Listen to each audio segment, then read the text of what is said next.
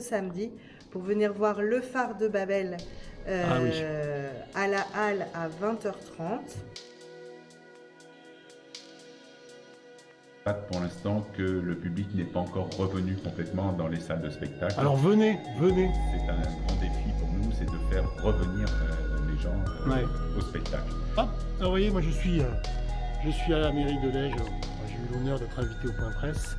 Alors vous voyez, là on est dans la grande salle de la mairie, du conseil. Je vais vous faire un tour, vous voyez, j'ai failli me casser la figure. Voilà. Et alors là, au bout de la salle, je vais vous présenter Aude et Alain, voilà, qui sont tous les deux au sein de la mairie chargés de la culture, entre autres, je pense, principalement de la culture et de l'animation. Et donc Aude et Alain, bonjour. Et donc sur ce point presse, en fait, vous nous avez évoqué, et j'ai eu vraiment le sentiment que le programme était assez complet, avec beaucoup d'incertitudes. Vous allez peut-être en parler en deux mots par rapport à la situation.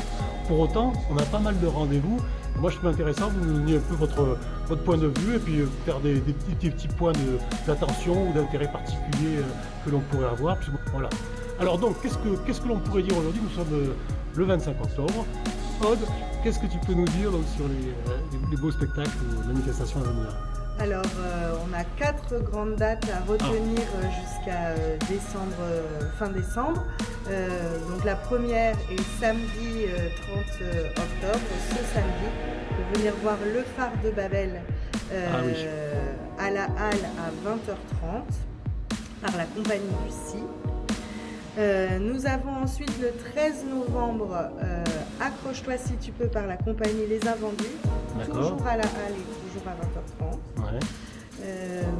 Nous accueillerons ensuite le 26 novembre et nous sommes très heureux d'accueillir le groupe Debout sur le Zinc qui nous chantera son dernier album L'importance de l'hiver avec une première partie Suzette chante Brassens. Et le 10 décembre nous accueillerons le spectacle Blanche-Neige, Histoire d'un prince, toujours à la Halle. D'accord. Parce que le disait Aude, effectivement, moi je trouve que vous avez été très imaginatif finalement de retenir ce groupe, cette personne qui va faire un hommage à Brassens, puisqu'effectivement, on a suffisamment entendu parler ces derniers jours. Voilà, Brassens aurait fêté ses 100 ans le 21 octobre. C'était le 21 octobre, donc ça va être super sympa. D'accord. Ouais. On est dans une période charnière. On espère sortir de la crise sanitaire, on espère relancer les manifestations culturelles, mais on constate pour l'instant que le public n'est pas encore revenu complètement dans les salles de spectacle. Alors venez. C'est un grand défi pour nous, c'est de faire revenir les gens au spectacle. Et on a essayé de constituer et de concevoir une saison culturelle équilibrée, danse, théâtre, musique, pour offrir un éventail large. Et on a quelques rendez-vous aussi assez phares, si on peut dire, parce que ça va commencer par le phare de Babel.